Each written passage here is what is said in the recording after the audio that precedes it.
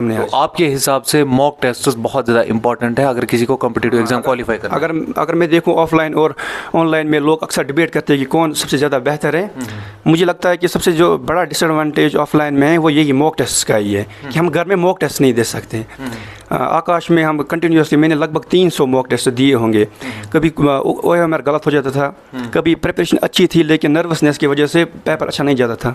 वो सारी चीज़ें मैंने दूर की मॉक टेस्ट की वजह से। तो सबसे बड़ा डिफरेंस जो मुझे लगा ऑफलाइन और ऑनलाइन में वो यही था कि हम घर में जो है मॉक टेस्ट नहीं दे सकते। हाँ, अगर लाएंगे भी कहीं से लेकिन कोई देखने वाला नहीं होता है तो हम 3 घंटे के बजाय 5 घंटे पेपर को देते हैं। असल में जो इंस्टीट्यूशंस होते हैं वहाँ पर ओपन कंपटीशन होता है, बहुत सारे इलाके से बच्चे आते हैं और आप उनके साथ कम्पीट करते हो और आपकी कैपेबिलिटी उस वक्त चेक होती है। हाँ, ये बात बहुत ज़्यादा सही की आपने, क्योंकि जब हम वहाँ पर पढ़ाई करते हैं वहाँ पर मेरी जैसे लड़के, आपके जैसे लड़के होते हैं जो कि बहुत ज़्यादा मेहनत करते हैं, उनको देखकर आप और भी ज़्यादा मेहनत करते हैं। घर में आपको लगता है कि हाँ मैंने पढ़ लिया, 2 चैप्टर पढ़ लिए, ये मेरे लिए बहुत है। लेकिन जब आप आकाश में होते हैं या फिर किसी अच्छे इंस्टीट्यूट में होते हैं, वहाँ पर आपसे भी ज़्यादा काबिल लोग होते हैं जो कि आपसे भी ज़्यादा मेहनत करते हैं। उनको देखकर आप और मेहनत करते हो, जिसका हौसला बढ़ जाता है और आहिस्ता आहिस्ता मॉक टेस्ट में आपका स्कोर भी बढ़ जाता है। पता लगता है कि मैं कहाँ पर हूँ। घर में आप वो भी चेक नहीं कर सकते मैं कहाँ पर हूँ। मैंने पढ़ाई तो की, ये कितनी की सही है, लेकिन ट्यूशन सेंटर में आपको पता लग जाता है। तो इस बार बोल रहे थे कि पेपर बहुत ज़्यादा टफ आ गया, फिजिक्स पोर्शन बहुत ज़्यादा टफ आ गया, जिसकी वजह से बहुत सारे बच्चे इस बार रह गए। कहाँ तक सही है? पेपर का टफ आना तो इससे साबित हो गया कि कट ऑफ कितना हो गया। अब अगर हम देखेंगे लास्ट 3 राउंड तक, अगर आप देखेंगे आप पता चल जाएगा कि 5 से 15 बच्चों मार्क्स पे भी आपको बच्चों को सीट मिल जाएगी। तो इससे ये साबित होता है कि पिछले साल अगर 650 कट ऑफ हुआ था, इस साल 515 कट ऑफ हुआ था। तो ये इस बात का सबूत है कि हिस्ट्री में सबसे ज़्यादा मुश्किल टफ इस साल आया था।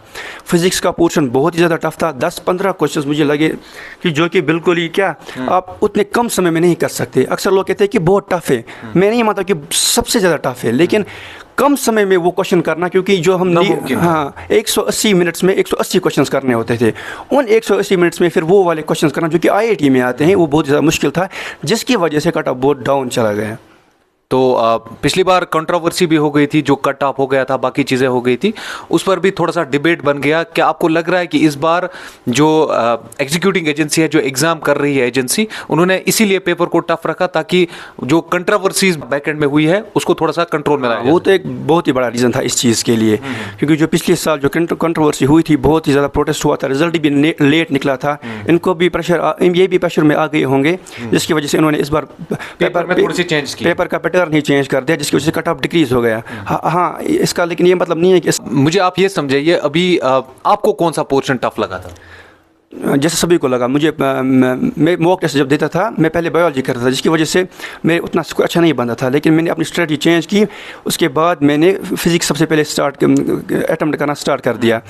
मैं बहुत ही ज़्यादा लकी था कि इस साल फिज़िक्स का पेपर ही बहुत ही हार्ड आया था, तो मैंने फिज़िक्स का आपने ऑलरेडी प्रिपेयर किया फिज़िक्स के लिए। मैंने मॉक टेस्ट दिए थे, मैंने जो आकाश के मॉडल्स थे वो सॉल्व किए थे, मैंने SC वर्मा भी थोड़ी सी सॉल्व की थी, जिसकी वजह से थोड़ी जो मुश्किल क्वेश्चन थे वो मैं कर पाया, जिसकी वजह से फिज़िक्स का पेपर मेरा बाकियों लड़कों से जिनका सिलेक्शन हो भी गया है उनसे अच्छा हुआ है।